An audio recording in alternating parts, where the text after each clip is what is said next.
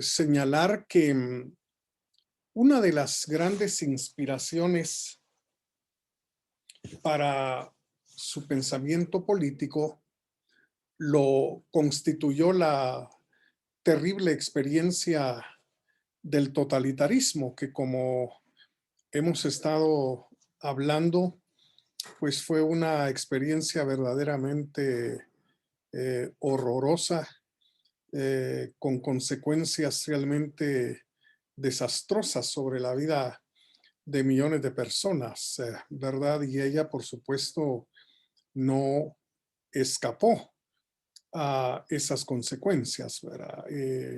Afortunadamente, pues logró salvar la vida, igual que lo logró su marido también, pero la experiencia, digamos, en los campos de concentración fue realmente traumática, ¿verdad? Es decir, ver morir a sus amigos, ver sufrir a tanta gente, pues bueno, eso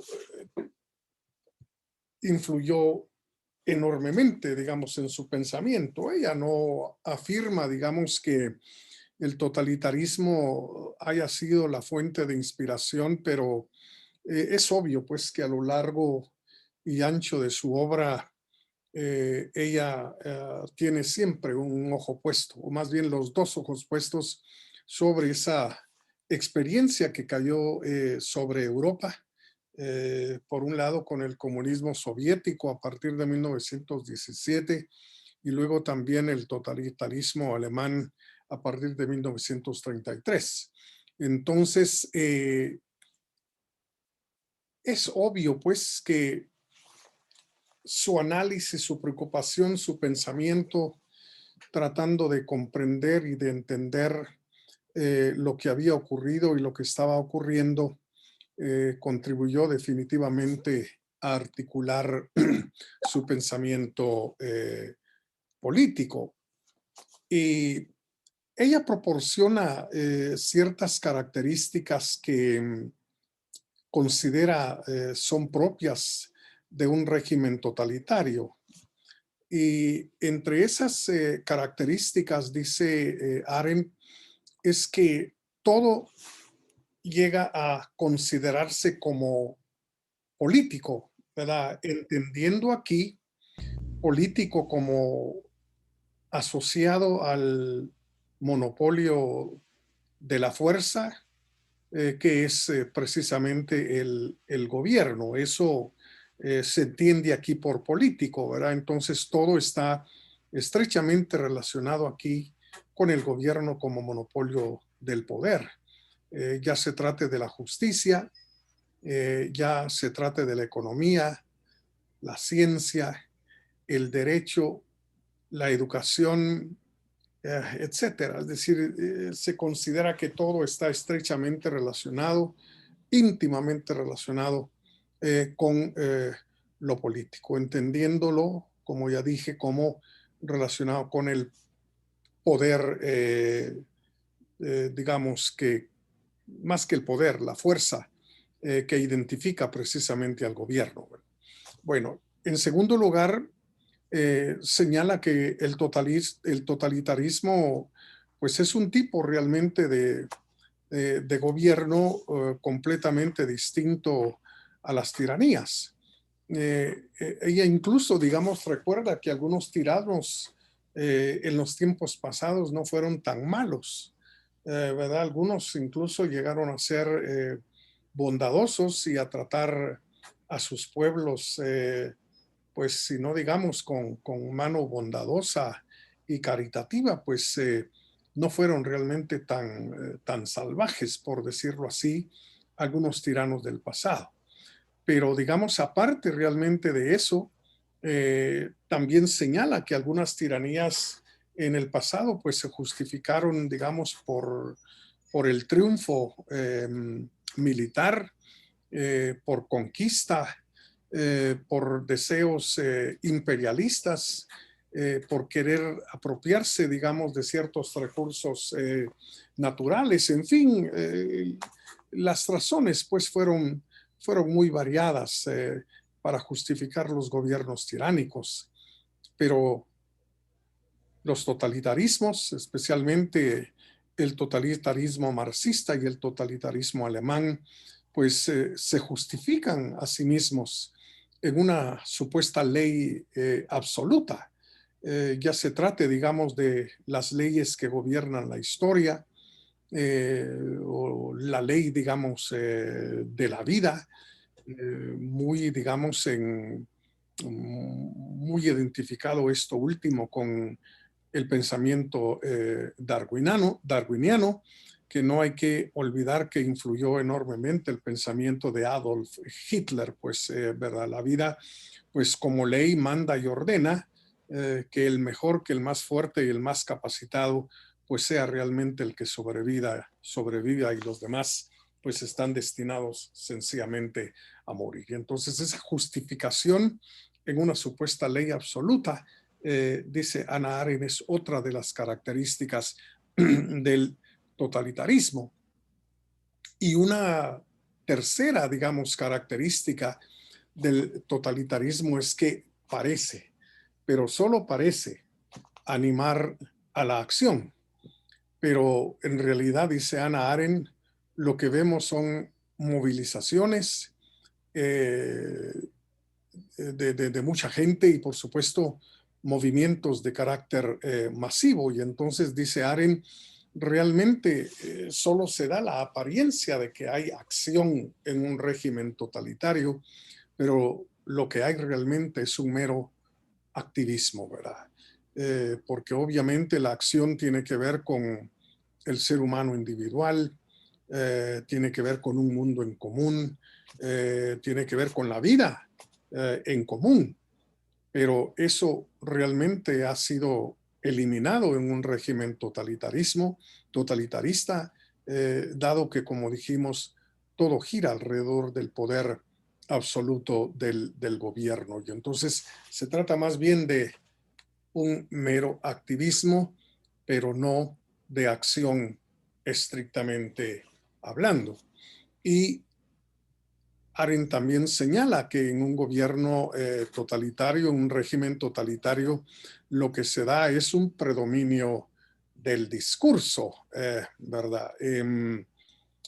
Un discurso, por supuesto, elaborado por el líder, elaborado por el gobernante, elaborado por el mandamás, pero en realidad el resto de personas no tienen definitivamente derecho ni a pensar de manera libre ni a elaborar tampoco, digamos, ningún tipo de discurso. No hay entonces aquí diálogo. Simple y sencillamente, en un régimen de esta naturaleza, uno habla y los demás simple y sencillamente escuchan. Uno comunica y los demás simple y sencillamente reciben, aplauden y responden de alguna manera a ese discurso. Y por supuesto, dice Arendt, supuestamente posee también un régimen de esta clase un carácter revolucionario. Recordemos que la palabra revolución tuvo su origen precisamente en la modernidad, ¿verdad? Si la modernidad acuñó este término de revolución, va a ser empleada casi, digamos, como una especie de lema, y entonces un régimen de carácter totalitario pues pretende precisamente tener un carácter revolucionario porque hay una clara intención de destruir el pasado, de despegarse, digamos, del pasado para crear de alguna manera un hombre nuevo, ¿no? Nuevos individuos, se supone. Y entonces Hannah Arendt va a reaccionar en contra, digamos, de estas características propias de los regímenes totalitarios. Ella alega y presenta muchas razones a favor de que detrás de todo eso solamente hay engaño y falsedad. ¿Qué es lo que ocurre? es en realidad otra cosa, completamente diferente y completamente distinta. Y entonces, como crítica, digamos, al totalitarismo y a la filosofía política en general, señala ella que precisamente la invasión de la política a todo constituye en realidad una negación de la política, ¿sí? Entonces recordemos que aquí ella está empleando el término política en dos sentidos, ¿verdad? Es decir, el sentido en que se emplea en un régimen totalitario ya lo señalamos.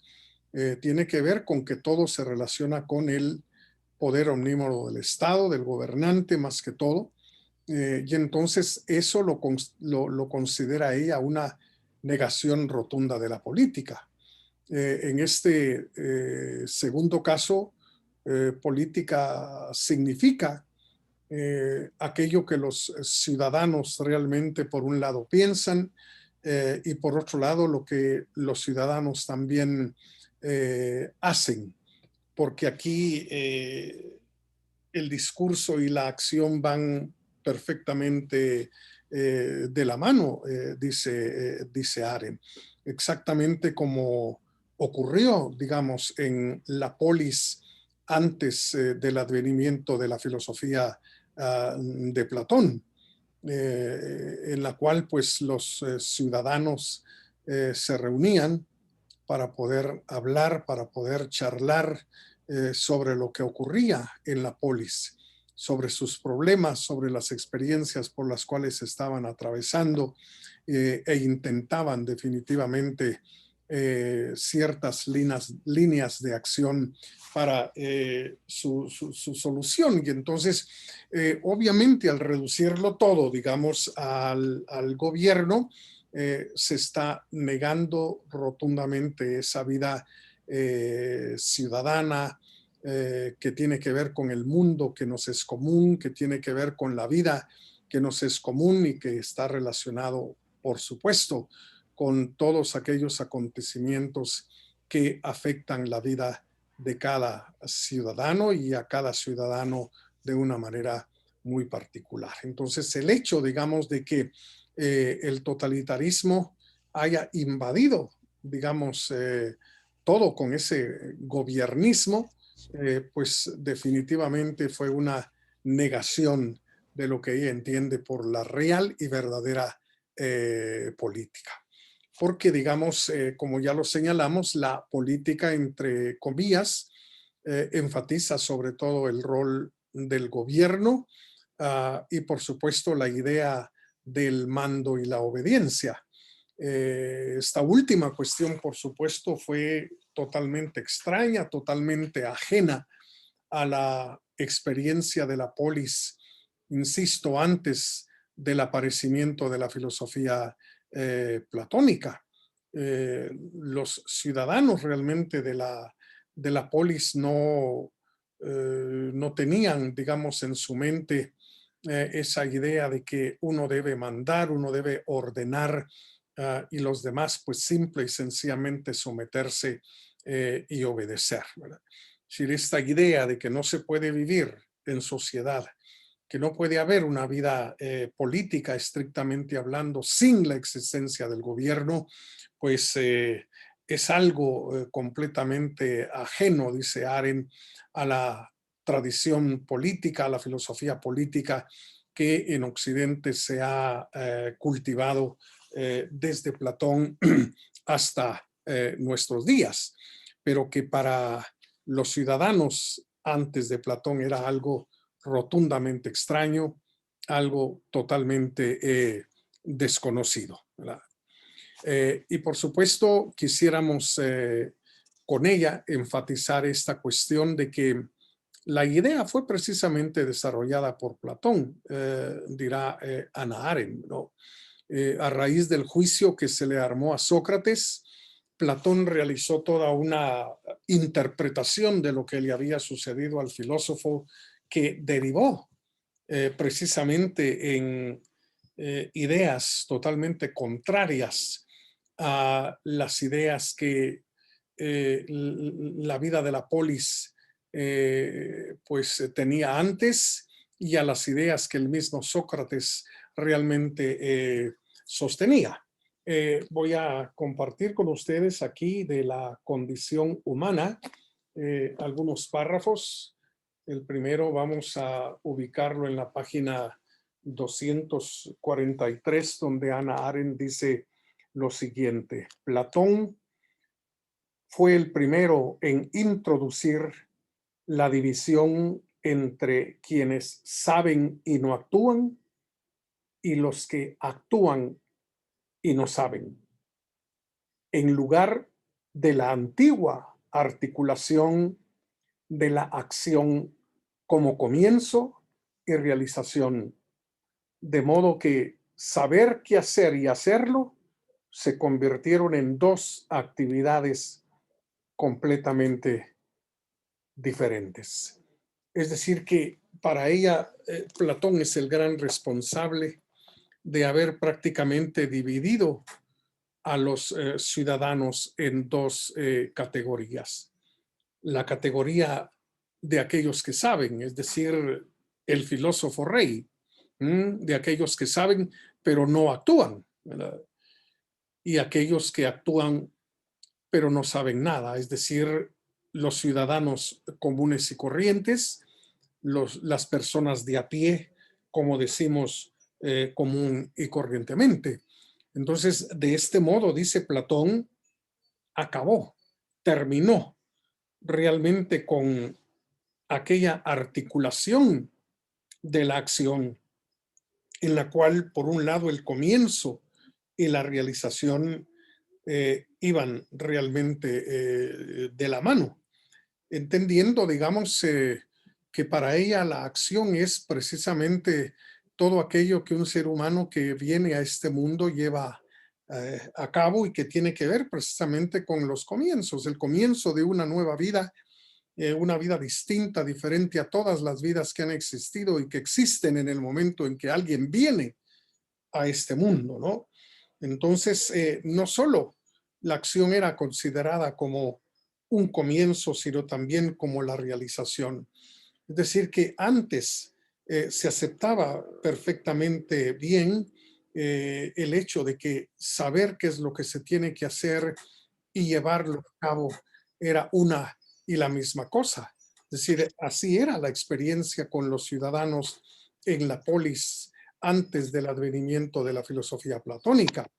Pero Platón vino para ella desdichadamente a dividir pues a los seres humanos entre aquellos que saben y no hacen y aquellos que hacen pero no saben absolutamente nada. Y entonces es lamentable pues que en un régimen totalitario haya realmente una relación de mando y de obediencia. Ahora, ¿cómo explica, digamos, Hannah Arendt el que esto haya ocurrido con Platón y posteriormente a Platón se haya convertido en algo normal en la filosofía política? Bueno, Hannah Arendt dice que lo que ocurrió a partir del pensamiento de Platón es que lo público empezó a tratarse como que si fuera la esfera privada. Lo público comenzó a ser tratado como se trataba la esfera privada. En la misma condición humana, al final de la página 243 y abarcando parte de 244, Hannah Arendt sigue diciendo: es un error común creer que Platón deseaba abolir la familia. Quería, por el contrario, ampliar este tipo de vida hasta el extremo de que una familia incluyera a todos los ciudadanos. Dicho con otras palabras, quería eliminar de la comunidad familiar su carácter privado y con esta finalidad recomendaba la abolición de la propiedad privada y el estatus marital individual. Según el pensamiento griego, entiéndase platónico, la relación entre gobernar y ser gobernado, entre mando y obediencia, era por definición idéntica a la relación entre amo y esclavos y por consiguiente impedía toda posibilidad de acción. Por lo tanto, la argumentación de Platón de que las normas de conducta en los asuntos públicos debían derivarse de la relación amo-esclavo en una familia bien ordenada, significaba realmente que la acción no tenía que desempeñar parte alguna en los asuntos humanos. A mí me parece una magnífica aclaración la que Hannah Arendt está haciendo en cuanto a las intenciones que inspiraron y que llevaron a Platón a proponer su idea de la vida en sociedad, precisamente porque regularmente se nos ha enseñado y hemos leído también que lo que Platón quería era hacer desaparecer completamente la familia, ¿verdad?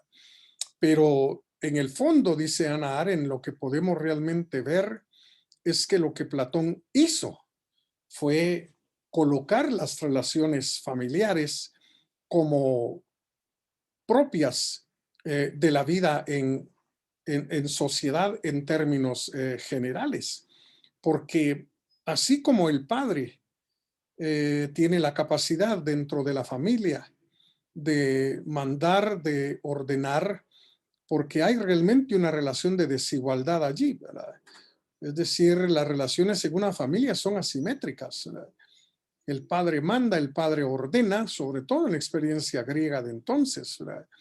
Él es el pater familia, que está realmente allí para velar, digamos, por el orden en su casa, está para ordenar realmente la vida de cada quien, está para prohibirle, digamos, a cada quien hacer lo que quiere si no se conforma a los ideales del padre de familia. Y ya no hablemos de los esclavos, ¿verdad?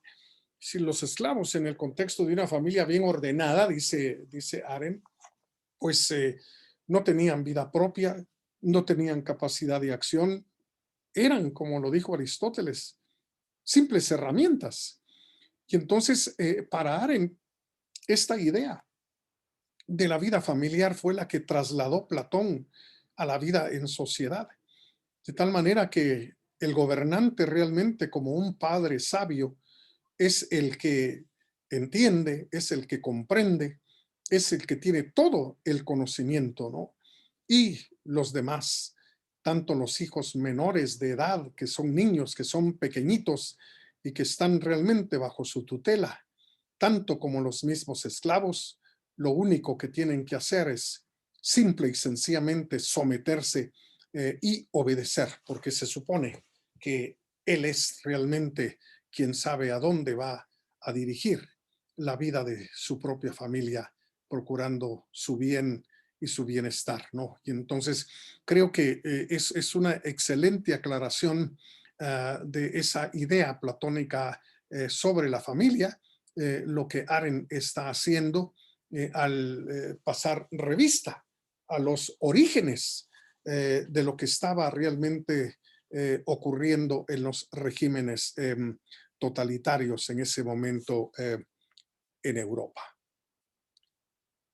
Bueno, el resultado, por supuesto, más trágico, digamos, de esta visión platónica de la vida en sociedad fue definitivamente el empleo de la violencia y de la fuerza. De modo que tengo que recurrir otra vez a la condición humana, donde a la altura de la página número 225, Hannah Arendt dice lo siguiente: bajo las condiciones de la vida humana, la única alternativa al poder no es la fortaleza, que es impotente ante el poder, sino la fuerza. que un solo hombre puede ejercer contra sus semejantes y de la que uno o unos pocos cabe que posean el monopolio al hacerse con los medios de la violencia. Pero si bien la violencia es capaz de destruir el poder, nunca puede convertirse en su sustituto. Este pasaje de la condición humana amerita cierta aclaración. Por poder, Hannah Arendt entiende lo que el ciudadano individual, en conjunto con los demás ciudadanos individuales, son capaces de hacer. El poder, entonces, según ella, reside en el ciudadano como individuo y en su capacidad de acción. Y por supuesto, cuando los ciudadanos toman un curso de acción en conjunto. Entonces, hay una diferencia aquí muy importante en el pensamiento político, en la teoría política, digamos, de Hannah Arendt, y es que no entiende el poder como propio del aparato gubernamental. Eso definitivamente hay que corregirlo, digamos, para lograr entender el pensamiento arendtiano. El poder, vuelvo a insistir, reside en los ciudadanos individuales y en conjunto cuando se deciden a tomar un curso de acción. El gobierno realmente no tiene el poder. El gobierno es el monopolio de la fuerza y el monopolio de la violencia. Y entonces, por supuesto, la fuerza y la violencia significa tener, digamos, armas y tener instrumentos a través de los cuales expresar precisamente esas capacidades de fuerza y de violencia. Los ciudadanos lo que tienen es simple y sencillamente poder. No tienen armas, ¿verdad? No tienen armas. Y al contrario, digamos, de lo que ocurre con la fuerza y la violencia, que pueden ir acumulando armas a lo largo del tiempo, ¿verdad? Es decir, los grandes arsenales que llegan a poseer los ejércitos como expresión, digamos, de esa violencia y esa fuerza propia del gobierno, pues es algo que no ocurre con el poder. Ella misma dice, el poder no se puede acumular, ¿verdad? El poder entendido como la capacidad de los ciudadanos para tomar cursos de acción, pues es algo que se da una vez.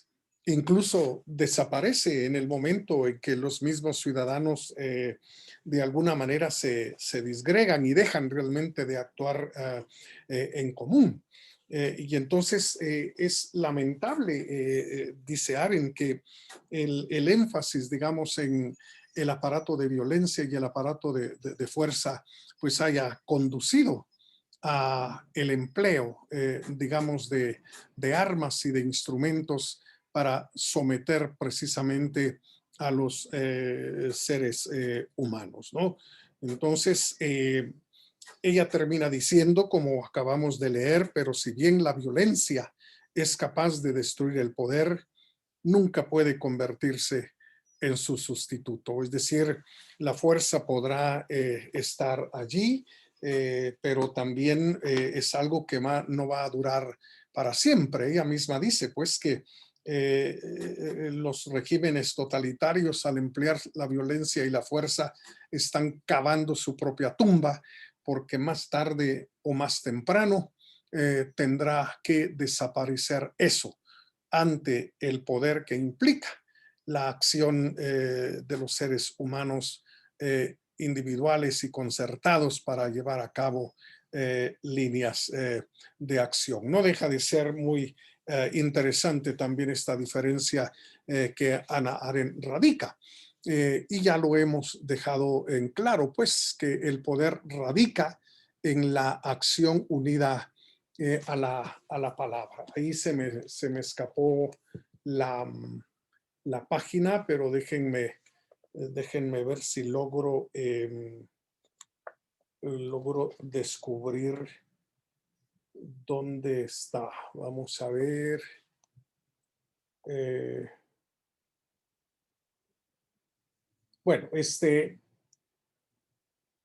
página 223. Página 223. Dice, el poder solo es realidad donde palabra y acto no se han separado, donde las palabras no están vacías y los hechos no son brutales, donde las palabras no se emplean para velar intenciones, sino para descubrir realidades, y los actos no se usan para violar y destruir, sino para establecer relaciones y crear nuevas realidades.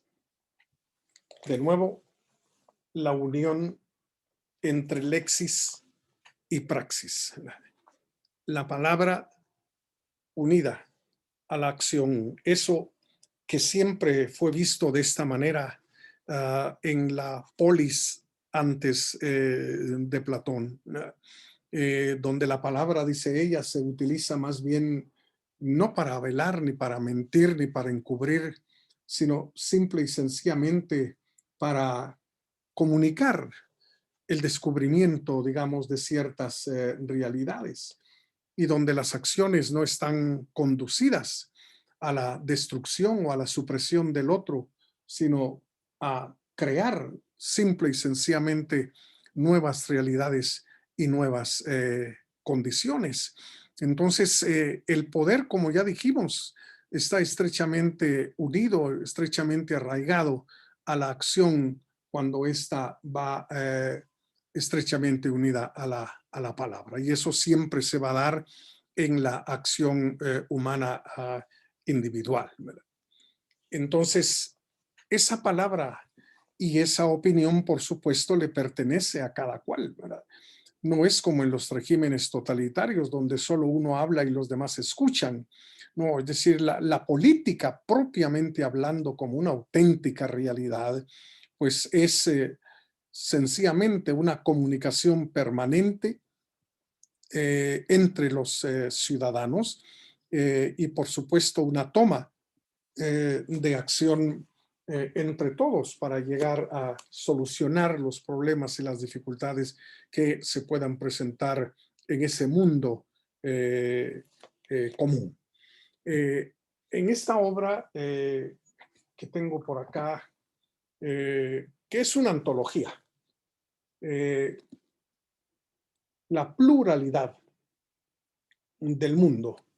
A la altura de la página 253, Hannah Arendt expresa lo siguiente. Dice, la verdad absoluta, que sería la misma para todos los hombres y por tanto desconectada e independiente de la existencia de cada hombre, no puede existir para los mortales. Para los mortales lo que importa es hacer verídica la doxa, ver una verdad en cada doxa y hablar de tal modo que la verdad de la propia opinión se revele a uno mismo y a los demás. Es decir, aquí Arendt de nuevo está volviéndose en contra del pensamiento platónico, porque recordamos que para Platón el sabio es solamente uno, es el filósofo, es quien ha salido definitivamente de la caverna, mientras que las opiniones que no tienen mayor importancia desde la perspectiva platónica son propias del resto de seres humanos que no saben absolutamente nada y se mantienen en la ignorancia. Pues dice Arendt, sucede que hablando desde el punto de vista de la vida en común, del mundo que nos es común, de las cosas que ocurren en ese mundo que nos es común, una verdad completamente absoluta que fuera realmente igual y la misma para todos, dice Hannah Arendt, es prácticamente algo imposible. Porque partiendo, digamos, de la vivencia, de las experiencias, de cómo a cada uno le va en la fiesta, como se dice común y corrientemente, pues aquí lo que se tiene realmente es una diversidad de opiniones. De ahí el título de esta obra, La pluralidad del mundo. Y entonces es precisamente en esa pluralidad, en esa diversidad de opiniones, donde cada ciudadano siente, donde cada ciudadano piensa, donde cada ciudadano pues tiene su particular punto de ver las cosas, donde realmente se encuentra el auténtico conocimiento a partir del cual se pueden tomar líneas de acción que contribuyan, digamos, a cambiar, a transformar esa realidad problemática que nos es común, ¿no?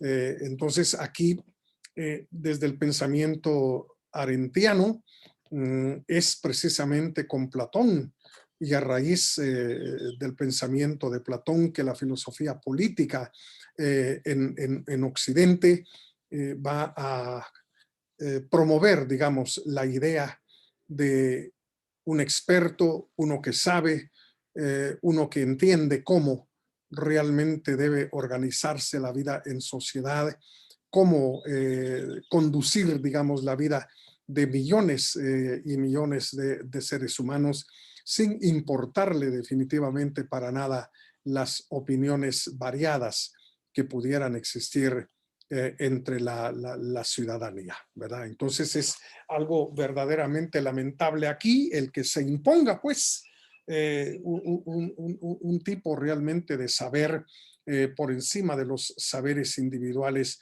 que cada ciudadano realmente pudiera tener. Entonces, enfatizando de algún modo, pues, ese discurso personal, esa doxa, esa opinión personal, que es tan importante para llevar a cabo acciones. Dice Hannah Arendt, por el contrario, la violencia, por definición, es muda. Tengo aquí esta interesante obra, Karl Marx y la tradición del pensamiento político occidental. Una obra que hay que dejar en claro quedó totalmente inconclusa.